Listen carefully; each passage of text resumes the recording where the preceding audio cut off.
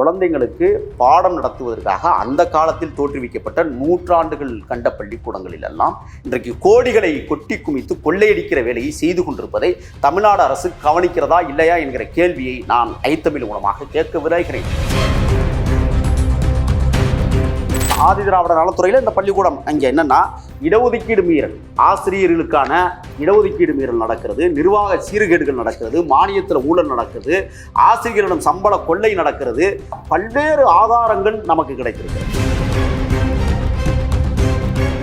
அரசு ஆதிதிராவிட நலத்துறையின் கீழேயே வந்து கிட்டத்தட்ட தமிழ்நாடு முழுக்க ஒரு 50 பள்ளிக்கூடங்கள் இயங்கி கொண்டிருக்கிறது.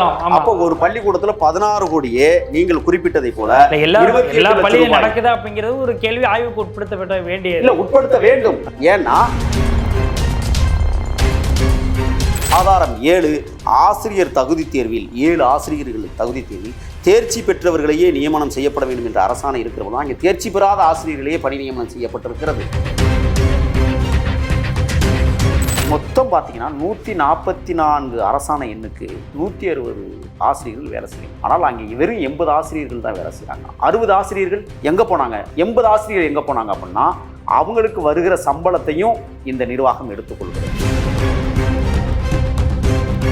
வேலை செய்கிற ஆசிரியர்களுக்கே வந்து என்ன செய்கிறாங்கன்னா 40,000 கொடுத்துட்டு 60,000 எடுத்துக்கிறாங்க. அப்போ என்ஆர் 48 அதில் ஒரு 48 லட்சம் ரூபாயை ஒரு மாதத்துக்கு அடிக்கிறாங்க கொள்ளை.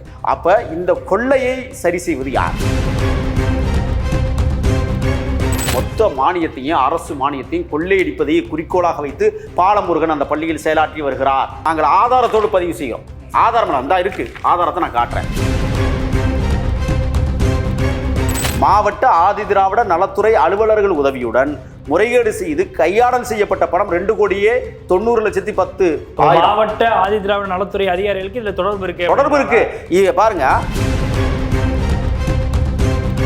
தனியார் பள்ளிகள் சட்டம் 173 விதிகள் 1974 மற்றும் அரசாணை மீறல்கள் அனைத்தும் இந்த பள்ளியில் நடந்திருக்கிறது. ஆகையால் இந்த பள்ளியை உடனடியாக தமிழக அரசு தத்தெடுத்துக் கொள்வதை தவிர வேறு வழி இல்லை. வருடந்தோறும் தணிக்கை செய்யக்கூடியதை போலித்தனமாக தணிக்கை செய்து அரசுக்கு அறிக்கை கொடுப்பதாக நம்மளுக்கு தகவல்கள் வந்திருக்கிறது. ஆகையால் அந்த தணிக்கை செய்த அதிகாரிகள் யார்? அவர்களையும் இந்த விசாரணை வளையத்திற்குள்ள கொண்டு வரணும். அப்படி கொண்டு வரலைன்னு சொன்னா இதை சிபிசிஐடி விசாரிக்கணும். வைத்தீஸ்வரி என்கிற பெண் சிபிசிஐடி விசாரிச்சா சரியான உண்மை வெளியில வரும்னு நினைக்கிறீங்களா? இல்ல, அது வராதுதான். இப்ப ஒரு வழக்கு வெளியில கொண்டு வரணும்ல.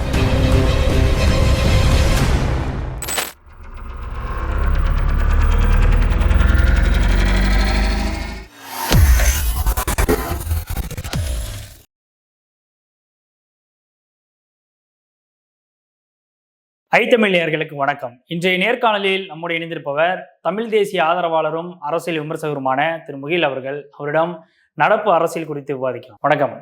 வணக்கம். இப்போ தூத்துக்குடி மாவட்டத்தில் சில்லாங்குளம் அப்படிங்கிற ஒரு பகுதியில் வந்து முத்துக்கருப்பன் ஸ்கூல் அப்படின்னு சொல்லி ஒரு ஸ்கூல் இருக்குது. அந்த ஸ்கூலில் இருக்கக்கூடிய அறக்கட்டளை செயலாளர், இது வந்து ஆதிதிராவிட நலத்துறையின் கீழே வரக்கூடிய ஒரு பள்ளி. இந்த பள்ளியில் இருக்கக்கூடிய செயலாளர் பாலமுருகன் அப்படிங்கிறவர் பல்வேறு மோசடிகள் செஞ்சிருக்கிறாரு அப்படின்னு நம்ம கடந்த முறை பத்திரிகையாளர் பாண்டியன் அவர்கள்ட்ட நேர்காணல் எடுக்கும் பொழுது பல்வேறு விஷயங்களை தரவுகளோடு சொன்னார்.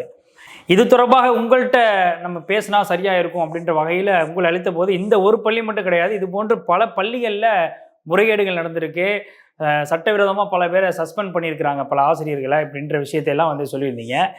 முதற்கட்டமாக இந்த முத்துக்கருப்பன் விவகாரத்துக்கு நம்ம வருவோம். அந்த முத்துக்கருப்பன் பள்ளியில் என்ன நடந்திருக்குது, இந்த பாலமுருகன் அவர்களுடைய ரோல் என்ன, இந்த பள்ளியில் நடந்த மோசடிகள் என்ன நடந்திருக்கு?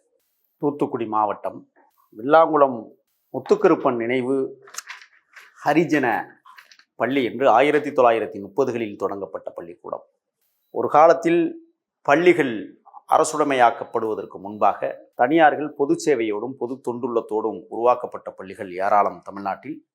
கிட்டத்தட்ட தமிழ்நாடு முழுவதும் 60க்கும் மேற்பட்ட பள்ளிக்கூடங்கள் இயங்குவதாக நமக்கு செய்திகள். ஆதிதிராவிட நலத்துறையில் மட்டும். இதர பள்ளிக்கூடங்கள் அரசு உதவி பெறும் பள்ளிகள் என்று கணக்கிலிடப்பட்டால் அது கிட்டத்தட்ட 1000க்கும் மேற்பட்ட பள்ளிகள் தமிழ்நாட்டில் இயங்கி கொண்டிருக்கிறது. இப்போ உங்களுடைய கேள்விக்கு வருவதற்கு முன்னால், சென்னையிலேயே மோசடி கும்பல்கள் பள்ளிக்கூடம் நடத்துகிறோம் என்கிற பெயரில் அட்டூழியத்தை அரங்கேற்றம் செய்து கொண்டிருக்கிற அரசு உதவி பெறும் பள்ளிகளிலேயே மிக கொடுமையான மோசமான சூழல்கள் இருக்கிறது. கேசரி என்கிற ஒரு பள்ளிக்கூடம் மயிலாப்பூரில் இயங்கி கொண்டிருக்கிறது. அதற்கு கிளைப்பிரிவாக டி நகரிலே தேனாம்பேட்டை அந்த சாலை முக்கிய சந்திப்புகளுக்கு முன்னாலேயே அந்த பள்ளிக்கூடம் இயங்கி கொண்டிருக்கிறது. கிட்டத்தட்ட 300-400 மாணவ மாணவியர் படிக்கிற பள்ளிக்கூடம், அரசு உயர்நிலை பள்ளியாக. இந்த கேசரி மேல்நிலைப்பள்ளி மயிலாப்பூரிலே கிட்டத்தட்ட 2 ஆண்டுகளுக்கு முன்பு உஷா என்கிற ஒரு ஆசிரியர் வேலை செய்திருக்கிறார். 16 ஆண்டுகள் அனுபவம் வாய்ந்த ஒரு ஆசிரியர். அங்கே என்ன நடக்குதுன்னு சொன்னால், இன வேறுபாடு. அந்த பள்ளி தெலுங்கு பிராமணர்களுக்கு சொந்தமான பள்ளிக்கூடம். அங்கே தமிழ் பிராமணரை சேர்ந்த இந்த உஷா என்பவர் அங்கே வேலை செய்கிறார். அங்கே இருக்கிற ஆய்வகத்தில் வேலை செய்கிற ஒரு உதவியாளர் இந்த உஷா என்கிற இந்த ஆசிரியனுடைய அங்க உறுப்புகளை ஆய்வகத்தில் பாடம் சொல்லி கொண்டிருக்கும் போதே அங்கங்களை படம் பிடித்து அங்கே இருக்கிற கேஎஸ்வி பிரசாத் என்கிற அவர் தான் அந்த பள்ளிக்கூடத்தை தவறான முறையில் தெரியாம புகைப்படங்கள் எடுக்கிறாங்க. இதை வழக்கு இதை அவங்க பெட்டிஷன் கொடுக்குறாங்க. காவல் நிலையத்தில் பெட்டிஷன் கொடுக்கும்போது காவல் நிலையம் என்ன பெட்டிஷன் சொல்லுங்கன்னா, உங்கள் வழக்கு உயர்நீதிமன்றத்தில் இவர்கள் வேலை வேண்டும், மீண்டும் அங்கே அந்த பள்ளிக்கூடத்திலேருந்து உங்களை வேலையை விட்டு நீக்கிட்டாங்க, மீண்டும் எனக்கு வேலை பணியமர்த்த வேண்டும்னு சொல்லிட்டு ஒரு வழக்கு தொடுக்கிறாங்க உயர்நீதிமன்றத்தில். அண்மையிலே இளந்திரையன் அவர்கள் அந்த வழக்கை விசாரித்தாங்க. இளந்திரையன் யார் என்று உங்களுக்கு தெரியும் என்றே நான் கருதுகிறேன். கனியாமூர் பள்ளி விஷயத்தில் ஸ்ரீமதி மரண வழக்கில் குற்றவாளிகளை விடுதலை செய்வதா வேண்டாமா, பிணையில் விடுவிப்பதா வேண்டாமா என்கிற ஒரு வழக்கு வருகிற போது அதை நீதியரசராக இருக்கிற இளந்திரையன் தான் தீர்ப்பு எழுதினார். அந்த பள்ளிக்கூடம் சிறந்த பள்ளிக்கூடம், அங்கே இது போன்ற தவறுகள் செய்வதற்கு வாய்ப்பே இல்லை என்றெல்லாம் எழுதினார். அப்சர்வேஷன் சொன்னார். அதற்கு பிறகு உச்சநீதிமன்றத்தில் அந்த வழக்கு வருகிற போது சித்தார்த்தா லூத்ரா அவர்கள் கடுமையான வாதங்களின் அடிப்படையில் இளந்திரையன் அவர்கள் அந்த ஒப்பிவித்த அந்த வரிகளை எல்லாம் நீக்க வேண்டும் என்று உச்சநீதிமன்றம் உத்தரவிட்டது. அப்படி உச்சநீதிமன்றத்தால் தவறாக ஒரு செய்தியை பதிவிட்ட இளந்திரையன் அவர்கள் தான் இந்த வழக்கையும் நடத்தினார். இந்த வழக்கில் இப்போ என்னன்னா, முழுமையான தீர்ப்பு வரல. ஆனால் 3 நாட்களுக்கு முன்னால் வாய்மொழி உத்தரவாக என்ன சொல்கிறார் என்றால், இந்த வழக்கை நான் டிஸ்மிஸ் செய்கிறேன் என்று உஷாவுடைய இந்த வழக்கை டிஸ்மிஸ் செய்திருக்கிறார் மரியாதைக்குரிய நீதியரசர் இளந்திரையன் அவர்கள். ஆனால் வழக்கு 2 ஆண்டுகளாக நடந்திருக்கிறது. எதற்காக 2 ஆண்டுகள் நடக்க வேண்டும்? நடந்து முடிந்ததற்கு பிறகு தீர்ப்பை சொல்லாமல் இதை டிஸ்மிஸ் செய்கிறார்கள் என்றால் இது என்ன பார்வை, இது என்ன அனுபவம், இது என்ன அனுகூலம் என்று தான் நாம் கேட்க விரும்புகிறோம். ஆக கேசரி பள்ளியிலே மிக மோசமான சூழலை உருவாக்கி இருக்கிறது. அங்கே பல கூட்டு கொள்ளைகள் நடப்பதாக நம்மளுக்கு தெரிய வருகிறது. அதிகாரிகள் நம்மளை விசாரித்தால் அந்த கூட்டு கொள்ளையை முழுமையான நேர்மையான விசாரணை செய்யப்பட வேண்டும். அடுத்து நீங்கள் பார்த்தீங்கன்னு சொன்னால், அடையாறில் குமாரராஜா பள்ளிக்கூடம் இருக்குது. இந்த பள்ளிக்கூடம் எங்கள் பகுதியான செட்டிநாட்டு அரசர் எம்ஏஎம் ராமசாமி செட்டியாருக்கு சொந்தமான பள்ளிக்கூடம். அந்த பள்ளியில் பேபி உமா என்கிற ஒரு தமிழ் ஆசிரியை கிட்டத்தட்ட 16 ஆண்டுகள் அவர்கள் வேலை செய்கிறார்கள். அந்த குமாரராஜா பள்ளியினுடைய தலைமை ஆசிரியர் வி பாஸ்கரன் என்பவருக்கும் இந்த அம்மாவிற்கும் அடிக்கடி ஒரு மோதல். என்ன மோதல் என்றால், அதுவும் சாதிய பாகுபாடு மோதல் தான். இங்கே பார்த்தீங்கன்னா இன ரீதியான மோதல் கேசரி பள்ளியில். இப்போ குமாரராஜாவில் என்னென்னா சாதி ரீதியான மோதல். இப்போ இந்த பேபி உமா என்பவர்கள் அவர் ஒரு பிற்படுத்தப்பட்ட வகுப்பை சார்ந்தவர். இந்த வி பாஸ்கரன் என்பவர் ஒரு தாழ்த்தப்படுத்தப்பட்ட வகுப்பை சார்ந்தவர். இப்போ அங்கே என்ன நடக்குதுன்னு சொன்னால், இளநிலை உதவி ஆசிரியர்கள் என்று சொல்லக்கூடிய வயதில் குறைந்தவர்களை எல்லாம் பணியமர்த்துவதற்கு வெவ்வேறு பள்ளிக்கூடங்கள் இருக்கிறது. ஆனால் இவர்கள் என்ன செய்கிறார்கள் என்றால், முதன்மை கல்வி அதிகாரியிடத்திலும் இந்த தலைமை ஆசிரியர்களிடத்திலே ஒரு ஒற்றுமை நிலவுகிறது, ஒரு அண்டர் டீலிங் நடக்கிறது. இந்த அண்டர் டீலிங் எதற்காக நடக்கிறது என்பதை பார்த்தால், எல்லாமே பணம் மதிப்பீட்டின் அடிப்படையில் தான் இது போன்ற ஒரு அண்டர் டீலிங் நடைபெறுவதை நாம் கண்களால் பார்க்க முடிகிறது. ஆக முதன்மை கல்வி அதிகாரிகளும் தலைமை ஆசிரியர்களும் ஒரு அண்டர் டீலிங் உறவு முறையை வைத்துக்கொண்டு கூட்டுக்கொள்ளையை நடத்தி கொண்டிருப்பதை இந்த அரசில் நாம் பார்க்க நேரிடுகிறது. அதுதான் குமாரராஜா பள்ளிக்கூடத்தில் இன்றைக்கு இந்த அம்மையாரை கிட்டத்தட்ட 56 வயதை தொடுகிற நிலைமையில் இருக்கிற ஒரு முதிய ஆசிரியையை பணியிட மாற்றம் செய்கிறோம் என்கிற பெயரில், பணி நிரவல் என்கிற பெயரில் திருவெற்றியூர் பள்ளிக்கூடத்தில் கொண்டு இன்னைக்கு போட்டு வச்சுக்கிறாங்க. அவங்க இருக்கிறது தரமணி, ஆனால் வேலை செய்கிறது திருவெற்றியூர். இதை போய் நம்ம கேட்டோம்னு சொன்னால் பணி நிரவல் பண்ணியிருக்கிறோம் அப்படின்னு சொல்கிறாங்க. இதை விட இன்னொரு கொடுமை இருக்குது. இந்த அமைச்சர் பெருமக்கள், நான் வசைபாடுகிறேன் என்று கருதிவிடக்கூடாது, அமைச்சர் பெருமக்களுக்கு கீழே இருக்கிற உதவியாளர்கள் என்கிற போர்வையில் இருக்கிற அயோக்கியத்தனமானவர்கள் தான் அவர்கள். எல்லா அமைச்சருக்கு கீழேயுமே அதில் ஒரு சில பேர் நல்லவர்கள் இருக்கலாம். ஒரு அமைச்சரை சந்திப்பதற்கு நான் போறேன் என்றால் கிட்டத்தட்ட 3 மணி நேரம் காக்க வைக்கிறார்கள். சரி, பிரச்சனை இல்லை. அமைச்சரை சந்திக்க விடுகிறார்கள் என்றால் இல்லை, அமைச்சருக்கு அவசரமாக வெளியில் கிளம்புறாரு, சந்திக்க முடியாது. இப்படியே தான் ஒரு ஊடக மையத்தில் பேசி கொண்டிருக்கிற நம்மளுக்கே இவர்கள் இவ்வளவு இழுத்தடிப்பு செய்கிறார்கள் என்றால் சாமானிய மக்களுக்கு இவர்கள் எந்த விதத்தில் இவர்கள் செய்வார்கள்? அப்போ ஓட்டு கேட்டு வருகிறது எந்த சூழலில் நீங்கள் வருவீர்கள்? சொல்லுங்க பார்ப்போம். அமைச்சர் என்பவர்கள் வானாந்திர அளாவளவிய அதிகாரம் படைத்தவர்களா? யார் இவர்களுக்கு இந்த உரிமையும் அதிகாரமும் கொடுத்தது? ஒரு அமைச்சரை சந்திக்க போக வேண்டும் என்றால் அந்த அமைச்சரை சந்திப்பதிலே நடைமுறை சிக்கல்கள் நிறைய இருக்கிறது. ஒரு அமைச்சருக்கு கீழே நீங்க பாத்தீங்கன்னு சொன்னா ஒரு 6-7 பேர் உதவியாளர்கள். இந்த உதவியாளர்களை ஏன் நியமிக்கிறாங்கன்னு சொன்னா கூட்டு கொள்ளை அடிப்பதற்காக, ஒவ்வொரு நிறுவனங்களிலிருந்து கொள்ளை அடிப்பதற்காகவே இந்த உதவியாளர்களை நியமித்திருக்கிறார்கள். நான் கண்கூட பார்த்த விஷயங்களை நான் சொல்ல முடியும். அமைச்சர் பேர்ல நான் இப்ப சொல்லல, ஒரு நாளைக்கு அதையும் அவிழ்ப்பேன். ஆக இவர்கள் கூட்டு கொள்ளையிலே இறங்கி விளையாடி கொண்டிருக்கிறார்கள். அந்த அடிப்படையில் தான் இப்பொழுது பார்த்தோமேயானால் நமக்கு கிடைத்திருக்கிற அதிகாரப்பூர்வமான ஆதாரமுள்ள செயலாக இன்றைக்கு நீங்கள் குறிப்பிட்டதை போல முத்துக்கருப்பன் அரிசன் மேல்நிலைப்பள்ளி, இந்த பள்ளியில என்னன்னா குடும்ப முறைகேடுகள், ஒரு குடும்பமே உட்கார்ந்து முறைகேடை நடத்தி கொண்டிருக்கிறது. நான் என்ன கேட்கிறேன்னு சொன்னா, குழந்தைங்களுக்கு பாடம் நடத்துவதற்காக அந்த காலத்தில் தோற்றுவிக்கப்பட்ட நூற்றாண்டுகள் கண்ட பள்ளிக்கூடங்களில் எல்லாம் இன்றைக்கு கோடிகளை கொட்டி குமித்து கொள்ளையடிக்கிற வேலையை செய்து கொண்டிருப்பதை தமிழ்நாடு அரசு கவனிக்கிறதா இல்லையா என்கிற கேள்வியை நான் ஐத்தமிழ் மூலமாக கேட்க விரைகிறேன். காரணம், மாணவர்களுக்கு படிப்பு சொல்லிக் கொடுப்பதை விட இவர்கள் கோடிக்கணக்கிலே கொள்ளையடிப்பதிலேயே குறிக்கோளாக இருக்கிற நிறுவனத்தில் ஒன்றுதான் முத்துக்கருப்பன் அரிஜன் நினைவு மேல்நிலைப்பள்ளியாக, அது அரசு உதவி பெறும் பள்ளிகளில் ஒன்றாக இருக்கிறது. ஏற்கனவே ஆதி திராவிட நலத்துறையில இந்த பள்ளிக்கூடம் அங்க என்னன்னா இடஒதுக்கீடு மீறல், ஆசிரியர்களுக்கான இடஒதுக்கீடு மீறல் நடக்கிறது, நிர்வாக சீர்கேடுகள் நடக்கிறது, மானியத்துல ஊழல் நடக்குது, ஆசிரியர்களிடம் சம்பள கொள்ளை நடக்கிறது. அது மாதிரி இல்லாம பல்வேறு ஆதாரங்கள் நமக்கு கிடைத்திருக்கிறது.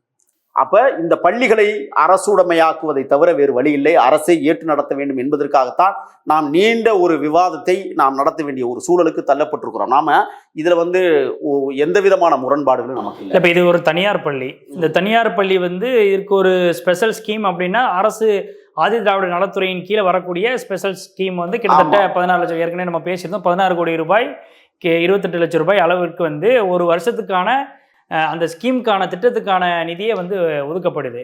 ஆனால் இந்த ஒரு பள்ளியிலேயே இந்த அளவுக்கு வரும்பொழுது கிட்டத்தட்ட அரசு ஆதி திராவிட நலத்துறையின் கீழேயே கிட்டத்தட்ட தமிழ்நாடு முழுக்க ஒரு 50 பள்ளிக்கூடங்கள் இயங்கி கொண்டிருக்கிறது. அப்போ ஒரு பள்ளிக்கூடத்துல 16 கோடியே நீங்கள் குறிப்பிட்டதை போல எல்லா பள்ளியும் நடக்குதா அப்படிங்கிறது ஒரு கேள்வி ஆய்வுக்கு உட்படுத்தப்பட வேண்டிய உட்படுத்த வேண்டும். ஏன்னா ஒரு பள்ளிக்கூடம் நாம் சான்றாக கொடுக்கிறோம். இப்போ ஒரு பள்ளியில 16 கோடி 28 லட்சம் ரூபாய்க்கு இவர்கள் கையாடல் செய்திருக்கிறார்கள் என்றால் அது மக்களுடைய வரிப்பணம், மக்களுடைய சொத்து, மக்களுடைய பணம். அது மட்டுமல்ல, அரசாங்கம் கொடுக்கிற நிதி உதவி. இந்த நிதி உதவியை ஒரு தனிப்பட்ட நபர் இவ்வளவு கூட்டுக்கொள்ளை அடிக்கிறார் என்றால் இதை ஏன் இவ்வளவு நாளா அப்ப அங்க யாரெல்லாம் அவங்களுக்கு துணையா இருக்கிறான்னு சொன்னா, நீங்க பாத்தீங்கன்னா ரொம்ப ஆதாரம் 1ல 2023-24 ஆண்டிற்கான கல்வி மற்றும் உணவு மானியத்துல ஒதுக்கீடு செய்யப்பட்டிருக்கிற அமௌண்ட்ல மிகப்பெரிய கொள்ளை நடந்திருக்கு. 2வது ஆதாரமாக தமிழ்நாடு ஆதி திராவிடர் மற்றும் பழங்குடியினர் நலத்துறை அரசாணைகளின் வெளியீட்டின்படி அதுல கடுமையான ஊழல் நடந்திருக்கு. ஆதாரம் 3, ஆசிரியர் பிற பணியாளர்களுக்கு செயலாளர் வாங்கப்படும் ஊதியத்துல மிகப்பெரிய முறைகேடுகள் நடந்திருக்கு. ஆதாரம் 4, துப்புரவு பணியாளரிடம் மோசடி இந்தியன் எக்ஸ்பிரஸ் நாளிதழை வெளியிட்டிருக்கிறாங்க 27/1/2024 அன்னைக்கு இந்த பள்ளியில நடந்த ஊழலை பற்றி. ஏன் இதுவரை கல்வி அமைச்சருக்கு இது தெரியாதா? தமிழ்நாடு அரசுக்கு இது தெரியாதா? முதன்மை கல்வி அதிகாரிகள் ஏன் டிஓ அன்னைக்கு கல்வியியல் இயக்க அதிகாரியா இருக்கிறாங்களே, இதுக்கு முன்னாடி அறிவொளி இருந்தார். இப்பொழுது புதியவர் கண்ணப்பன் ஐயா வந்திருக்காங்க. அப்ப கண்ணப்பன் ஐயா இதை கவனத்துக்கு எடுத்துக்கணுமா இல்லையா? ஏன் இதுவரை எடுத்துக்கல? இவ்வளவு பெரிய மகா ஊழல் நடந்து கொண்டிருக்கிற இந்த பள்ளிக்கூடத்துல ஆய்வு ஏன் செய்யல? அப்படி அப்ப கையூட்டுகள் மேல் அதிகாரி வரை வருகிறதா என்கிற சந்தேகம் இருக்கிறதா இல்லையா? அடுத்து பாருங்க, ஆதாரம் 5, மாணவ மாணவியர் எண்ணிக்கை வகுப்பு வாரியாக குறைத்து மதிப்பிடவில்லை, கூடுதலாக மதிப்பிடு. ஆதாரம் 6, தலைமை ஆசிரியர் மற்றும் அறக்கட்டளை செயலாளர் என்ற பெயரில் அந்த பள்ளியினுடைய செயலாளர் திரு க. பாலமுருகன் அவர்கள் 2024 காலாண்டரின் முகப்பில் அச்சிடப்பட்டதில் மிகப்பெரிய ஊழல் நடத்தியிருக்கிறார். அடுத்து ஆதாரம் 7, ஆசிரியர் தகுதி தேர்வில் 7 ஆசிரியர்கள் தகுதி தேர்வில் தேர்ச்சி பெற்றவர்களையே நியமனம் செய்யப்பட வேண்டும் என்ற அரசாணை இருக்கிறவங்க அங்கே தேர்ச்சி பெறாத ஆசிரியர்களையே பணி நியமனம் செய்யப்பட்டிருக்கிறது. அடுத்து ஆதாரம் 8, தனியார் பள்ளி சட்டப்பிரிவு 20 நகல்கள் என்ன சொல்கிறது என்றால், மாணவர்கள் எவ்வளவு பேர் இருக்கிறார்கள், அவர்களுக்கான ஊதிய தொகை எவ்வளவு, ஊக்கத்தொகை எவ்வளவு, உணவு தொகை எவ்வளவு என்பதை வரையறை செய்திருக்கிறது. இதிலே மிகப்பெரிய மோசடி நடத்தப்பட்டிருக்கிறது. அடுத்து 9, தனியார் பள்ளி சட்டப்பிரிவு 34 நகல் இன்றைக்கு வழங்கப்பட்டிருக்கிறது. ஒரு கல்லூரியில் அல்லது பள்ளியில் படிக்கக்கூடிய மாணவர்களுடைய விகிதாச்சாரம் என்ன, அவருடைய அன்றாட தேவைகள் என்ன, சோப்பு சீப்பு கண்ணாடி பாய் மற்ற விஷயங்கள்லேயே மிகப்பெரிய ஊழல் நடந்திருக்கிறது. அப்ப இந்த ஊழல்களை நடத்தி கிட்டத்தட்ட 16,28,00,000 ரூபாய் ஆண்டுக்கு என்றால் இப்ப இந்த பாலமுருகன் கிட்டத்தட்ட 8 ஆண்டுகள் அந்த பள்ளியிலே பணி செயலாளராக இருக்கிறார். அப்ப 8 ஆண்டுகள் என்றால் அவர் அடித்த கொள்ளை என்ன என்பதை தான் இப்ப நம்ம பார்க்கிறோம். ஆதிதிராவிடர் நலத்துறையில் அனுமதிக்கப்பட்ட பணியிடங்கள் எத்தனைன்னு பார்த்தீங்கன்னா, அரசாணை எண் 98ல் 45 பணியிடங்கள், 107ல் 31 பணியிடங்கள், ஒரு பணியிடம் அரசாணை 1க்கு 32 பணியிடங்கள், அரசாணை 33க்கு 7 பணியிடங்கள், அரசாணை 25க்கு 18 பணியிடங்கள், 8 அரசாணைக்கு 26 பணியிடங்கள். மொத்தம் பார்த்தீங்கன்னா 144 அரசாணை எண்ணுக்கு 160 ஆசிரியர்கள் வேலை செய்யணும். ஆனால் அங்கே வெறும் 80 ஆசிரியர்கள் தான் வேலை செய்கிறாங்க. 60 ஆசிரியர்கள் எங்கே போனாங்க? 80 ஆசிரியர்கள் எங்கே போனாங்க அப்படின்னா, அவங்களுக்கு வருகிற சம்பளத்தையும் இந்த நிர்வாகம் எடுத்துக்கொள்கிறது. சரி, அங்கே வேலை செய்யக்கூடிய இந்த 80 ஆசிரியர்களுடைய சம்பளம் என்னவா இருக்கு அப்படின்னா, 1 லட்சம் எடுத்துக்காட்டுக்கு சொல்றேன். 1 லட்சம் ஒரு நபருக்கு சம்பளம் சொன்னா நிர்வாகம் என்ன செய்யுதுன்னா 40,000 தான் கொடுக்குது. மீது 60,000 நிர்வாகம் எடுத்துக்குது. ஆக ஏற்கனவே ஒரு 60-80 ஆசிரியர்களுக்கு சம்பளத்தை எடுத்துக்கிறாங்க.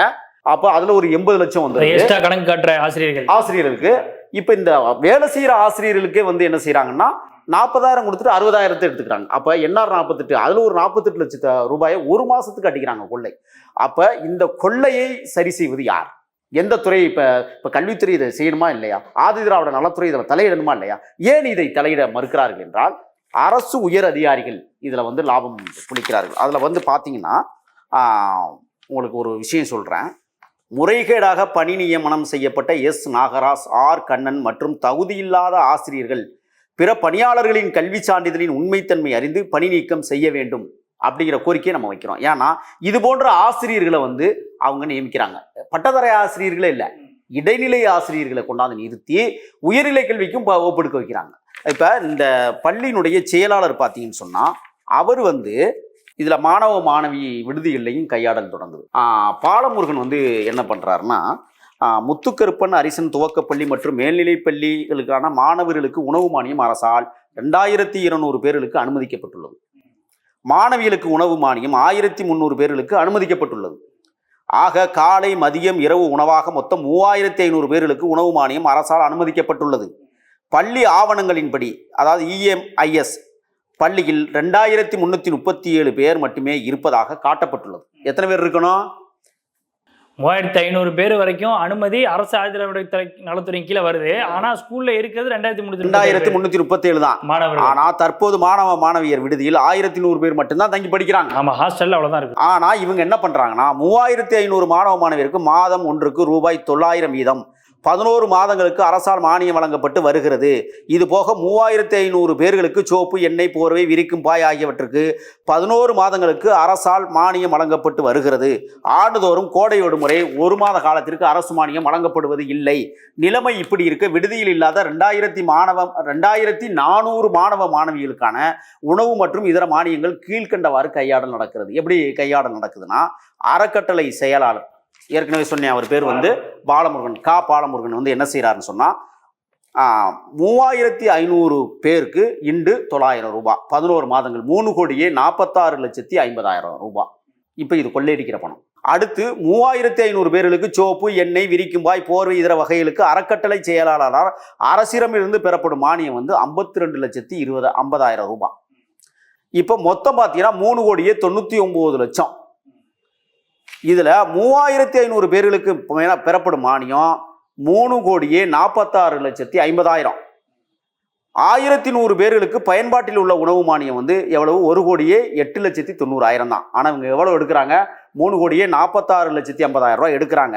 அப்ப 2,37,60,000 ரூபாயை கொள்ளையடிக்கிறாங்க. இப்ப இதுல பிளஸ் விரிக்கும் பாய், சோப்பு, எண்ணெய், போர்வை போன்ற இதர வகைகளுக்கு மாணவ மாணவிக்கு பெறப்படும் மானியம் 52,50,000. இது அரசு கொடுக்குது. ஆனா இவங்க எந்த மாணவ மாணவிகளுக்கும் சோப்பு கொடுக்கறதில்ல, ஷாம்பு கொடுக்கறதில்ல, பாய் கொடுக்கறதில்ல, எண்ணெய் கொடுக்கறதில்ல, போர்வை கொடுக்கறதில்ல. இதெல்லாம் கொடுக்காமையே 52,50,000 ரூபாய் ஒரு மாசத்துக்கு கொள்ளையடிக்கிறாங்க. அப்போ இதை எப்படி சரி கட்டுவது? இது என்னன்னா 1100 மாணவியர்கள் தங்கி படித்து வந்தாலும் அவர்களுக்கு கூட சோப்பு எண்ணெய் கொடுக்கறது இல்லை. அது அவங்களுக்கான ஃபெசிலிட்டி கூட முறையாக கொடுக்கறது இல்லை.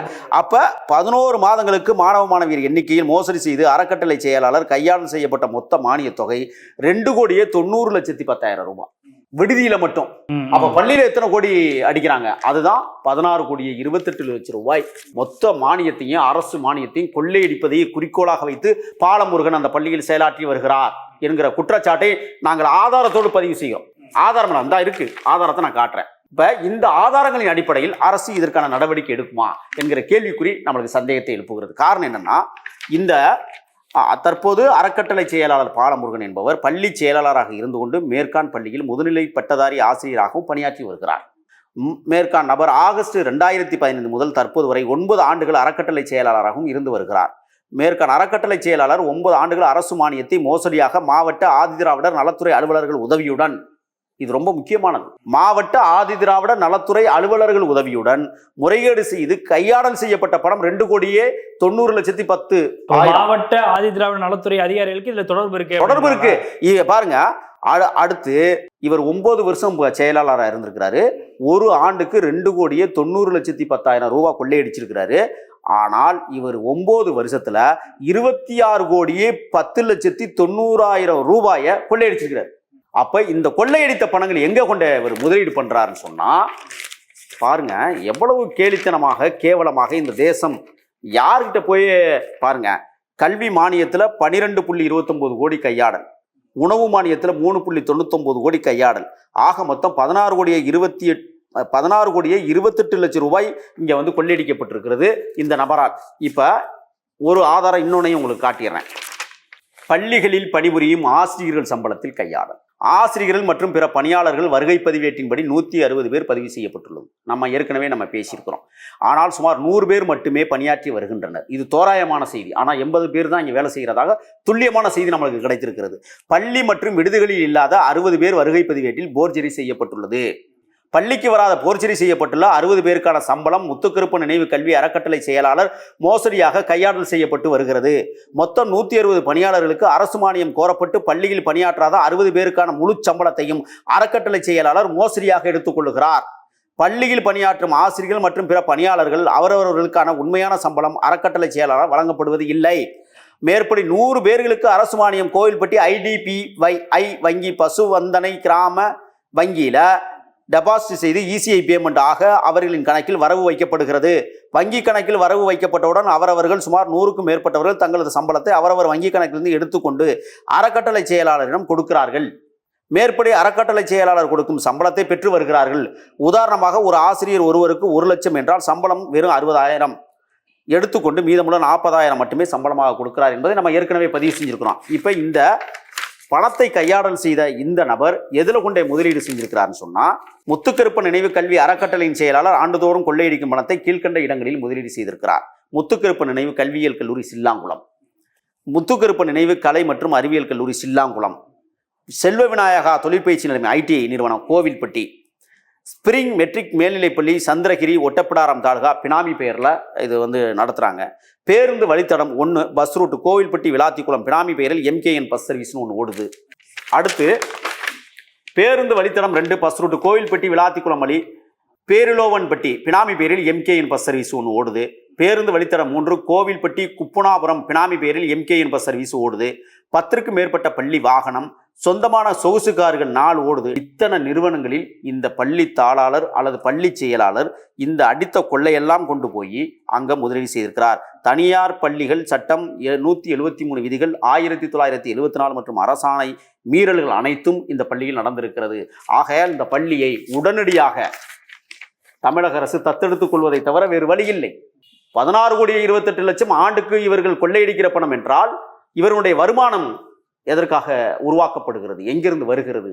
நான் என்ன கேட்குறேன்னு சொன்னால், 100 ஆண்டுகளுக்கு முன்பே பழைய பள்ளிகளுடைய நிலைமைகள் எல்லாமே இப்படித்தான் இருக்குது. இப்போ நான் ஏற்கனவே சொன்னதை போல கேசரி மேல்நிலைப் பள்ளியாக இருக்கட்டும் அல்லது குமாரராஜா பள்ளிக்கூடமாக இருக்கட்டும். இப்போ குமாரராஜா பள்ளிக்கூடத்தில் பார்த்தீங்கன்னா பேபி உமா என்கிற ஒரு தமிழாசிரியை எவ்வளவு தூரம் பாதிக்கப்பட்டிருக்கிறார் அவர் எவ்வளவு தூரம் இழுத்தடிக்கப்பட்டிருக்கிறார். கடந்த வாரம் என்ன செஞ்சாங்கன்னு சொன்னா, முதன்மை கல்வி அதிகாரி மரியாதைக்குரிய மார்க்ஸ் அவர்களிடத்திலே கொண்டு ஒரு புகார் மனுவை அந்த அம்மா கொடுக்குறாங்க. என்ன புகார் மனு கொடுக்குறாங்கன்னு சொன்னா, என்னையே நீங்கள் இழுத்தடிக்கிற வேலையை செய்ய வேண்டாம், சட்ட விதிகளுக்கு உட்பட்டு நான் இத்தனை வயசு கடந்துட்டேன், எனக்கு சரியாக காது கேட்கல, நான் இந்த பள்ளியில் மீண்டும் பணியாற்றுவதற்கு எனக்கு ஒரு வாய்ப்பை தாருங்கள் அப்படின்னு சொன்ன பிறகு இவங்க என்ன செய்கிறாங்க, டப்புன்னு மேடவாக்கத்துக்கு அடிக்கிறாங்க. மேடவாக்கம் பள்ளிக்கூடம் எப்படி தெரியுமா? தண்டனை பள்ளிக்கூடம். அந்த பள்ளிக்கூடம் இந்த ஆசிரியர்கள் எல்லாருக்கும் ஒருத்தனுக்கு பிடிக்கலைன்னா கூட, அந்த தலைமை ஆசிரியருக்கு பிடிக்கல, இல்லை கல்வி அதிகாரிக்கு பிடிக்கலைன்னு சொன்னால், இந்த போன்ற ஆசிரியர்கள் என்ன செய்யறதுன்னா மேடவாக்கம் பள்ளிக்கூடத்தில் கொண்டே அடைச்சிடுறது.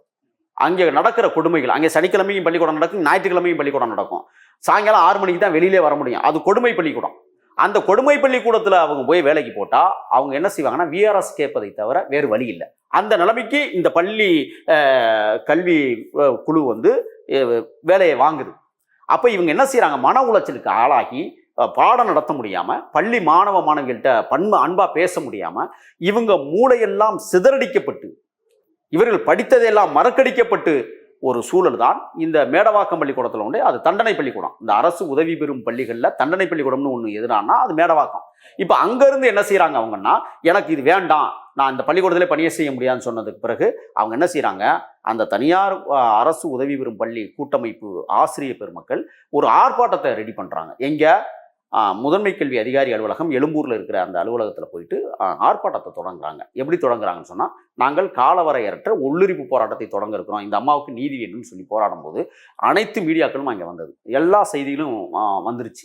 இப்போ உடனே அந்த முதன்மை கல்வி அதிகாரி மரியாதைக்குரிய மார்க்ஸ் அவர்கள் என்ன செய்கிறாங்கன்னா, இந்த அம்மாவுக்கும் ஒரு தண்டனை கொடுத்தாங்கன்னு சொல்லிட்டு இந்த அம்மா வீடு தரமணியில் இருக்கிற அந்த அம்மாவை திருவெற்றியூரில் கொண்டே வயசு மூப்பு அடிப்படையில் கூட மனிதநேயம் பார்க்காமல் கொண்டே திருவெற்றியூர் பள்ளிக்கூடத்தில் கொண்டே இன்னைக்கு வேலை பார்த்து இன்னைக்கு ஒரு வாரம் அவங்க வேலை பார்த்துக்கிட்டு இருக்காங்க.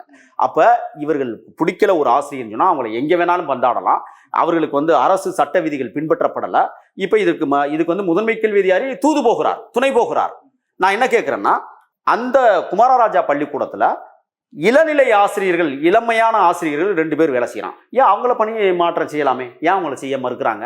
என்ன காரணம் சொன்னா, ஒரு சந்தேகம் இருக்கிறது. நம்மளுக்கு சந்தேகத்தை எழுப்புகிறோம். இது லட்சக்கணக்கில் கையூட்டுகள் வாங்கி கொண்டு இது போன்ற காலாவதியான இடங்களில் பணி நிரப்பப்படுகிறதோ என்கிற சந்தேகம் நமக்கு வலுக்கிறது. ஆகையால் இதையும் ஆய்வுக்கு உட்படுத்தப்பட வேண்டும் என்பதைத்தான் நான் தமிழ்நாடு அரசு அந்த கல்வித்துறைக்கு நான் வேண்டுகோளாக வைக்கிறேன். ஏனென்றால் இப்போ இந்த மார்க்ஸ்க்கு கீழே இருக்கிற ஒரு பிரியா அப்படிங்கிற ஒரு முதன்மை கல்வி அதிகாரி துணை தலைவராக இருக்கிற அந்த அம்மா அந்த அம்மா தான் இந்த பணியிடத்தை நிரப்புவதற்கு எல்லா வேலையும் செய்யக்கூடியவங்க. இந்த அம்மா என்ன செய்கிறாங்கன்னு சொன்னால், மார்க்ஸுக்கு நீங்கள் இந்தந்த இடத்துல போடுங்க, இவங்க தான் கையூட்டு வாங்குவதில் முதன்மையான அதிகாரியாக செயல்படுவதாக நம்மளுக்கு தகவல்கள் வருகிறது.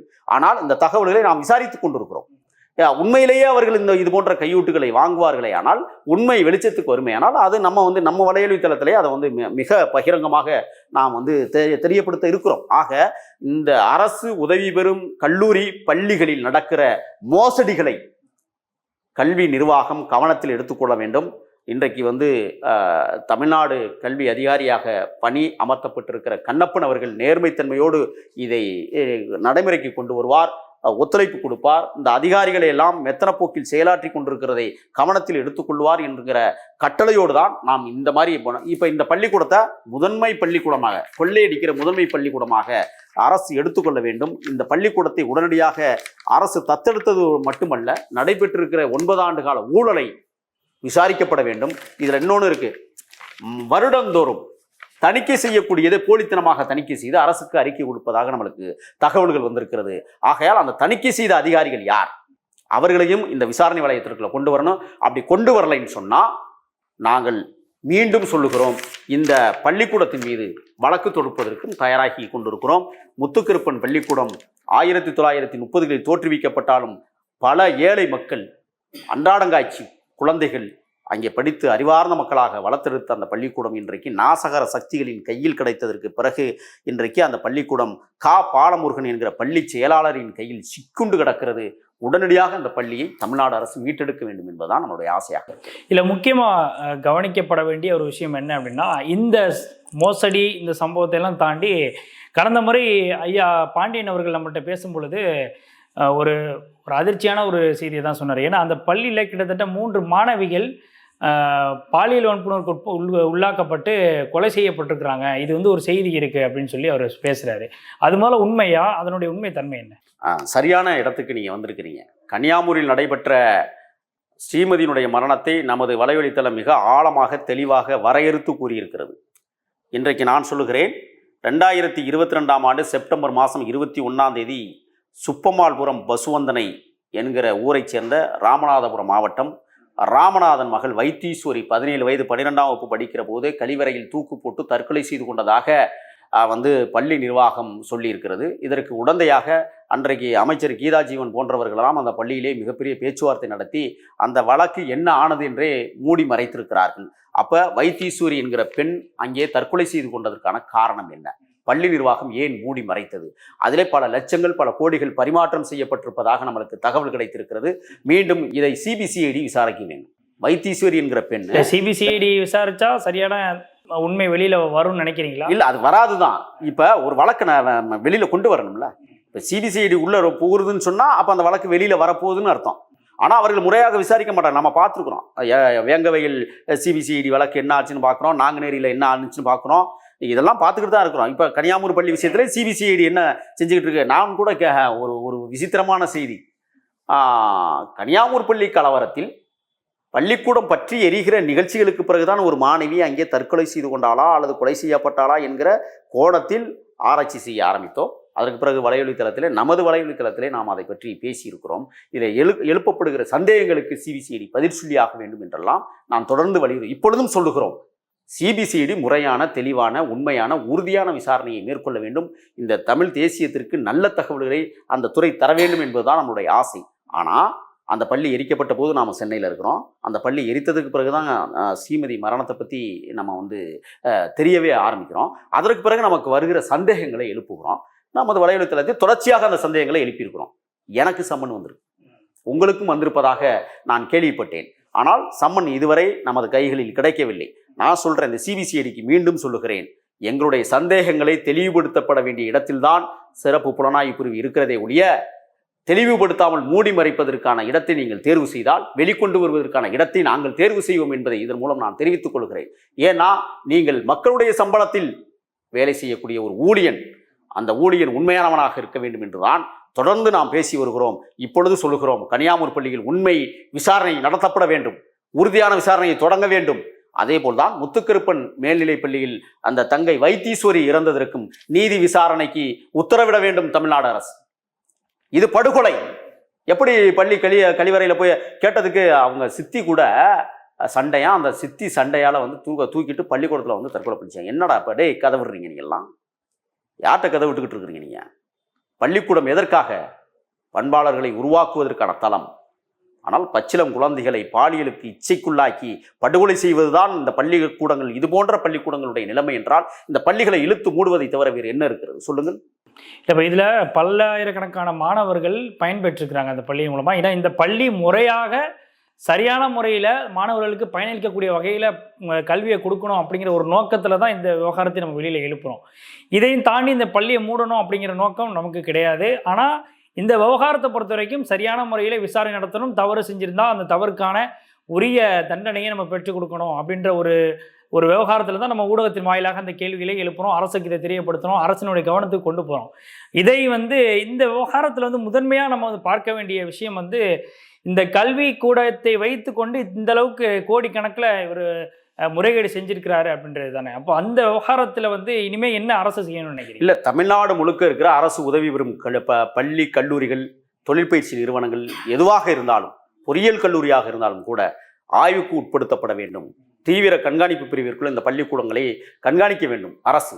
இப்போ இதை கண்காணிக்க தவறின்னு சொன்னால் இங்கே ஏதோ கையூட்டுகள் பரிமாறுவதால் தான் இது போன்ற ஊழல்கள் மலிவடைந்து கிடக்கிறதோ என்கிற சந்தேகத்தை நான் எழுப்ப விரும்புகிறேன்.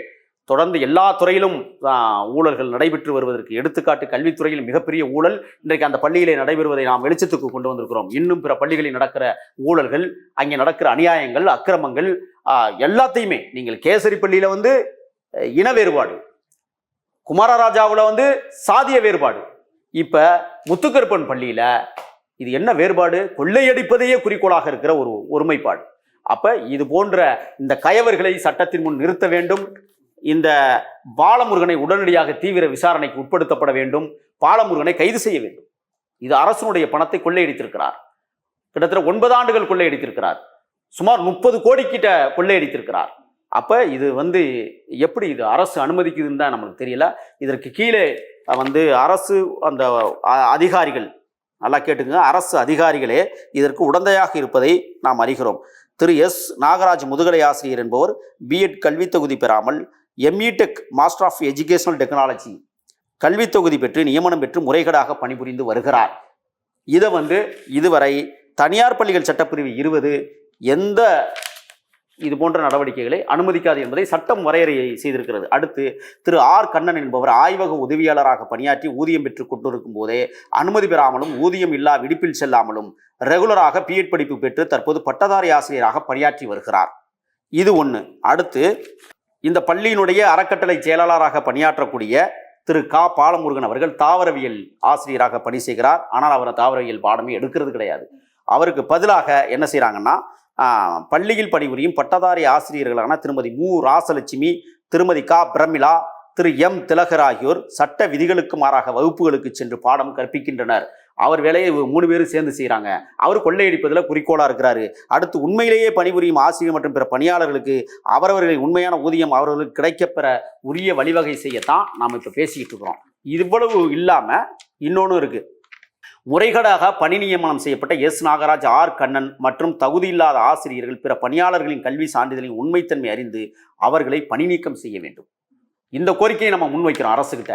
இதெல்லாம் மிகப்பெரிய ஊழல்வாதிகளுக்கு பெருந்துணையாக இருக்கக்கூடிய, நான் சொல்கிறேன் இருங்க, நம்ம ஏற்கனவே குறிப்பிட்டதை போட்ட ஆண்டு தணிக்கையில் மிகப்பெரிய முறைகேடு நடந்திருக்கிறது. பள்ளியில் ஒவ்வொரு ஆண்டு மானிய வரவு செலவு கணக்குகள் தணிக்கை செய்யப்படுகிறது. இத்தணிக்கையில் ஆதி திராவிடர் நலத்துறை மூலம் பெறப்படும் அரசு மானியம், அதன் பயன்பாடு தணிக்கை செய்யப்பட்டு தணிக்கை அறிக்கை ஆடிட்டர் ரிப்போர்ட் வழங்கப்படுகிறது. இந்த தணிக்கை அறிக்கை பொய்யும் புரட்டுமாக இருக்கிறது. ஆகையால் இந்த 9 ஆண்டு காலம் தணிக்கை செய்யப்பட்ட அத்தனை ஆய்வுகளையும் இந்த தமிழ்நாடு அரசு அதை எடுத்து மறு ஆய்வுக்கு உட்படுத்தப்பட வேண்டும். அதோடு மட்டுமல்ல, இந்த மாபெரும் கொள்ளைக்கு உறுதுணையாக அறக்கட்டளை செயலாளர், அரசு பண மோசடி மற்றும் கையாடல்களுக்கு தூத்துக்குடி மாவட்ட ஆதி திராவிடர் மற்றும் பழங்குடி நலத்துறை அலுவலராக பணியாற்றிய திருமதி கா வா பரிமளா அவர்களும் மற்றும் தற்போது 2024 ஏப்ரல் மாதம் ஓய்வு பெற்றுள்ள திருமதி கா நாணயம் அவர்களையும் விசாரணைக்கு உட்படுத்தப்பட வேண்டும். இவரெல்லாம் கூட்டு கொள்ளையர்கள். அந்த பாலமுருகன் அடிக்கிற கொள்ளையில் இவங்களுக்கெல்லாம் பங்கு. ஆகையால் இதை முறையாக விசாரிக்க வேண்டும் அரசு.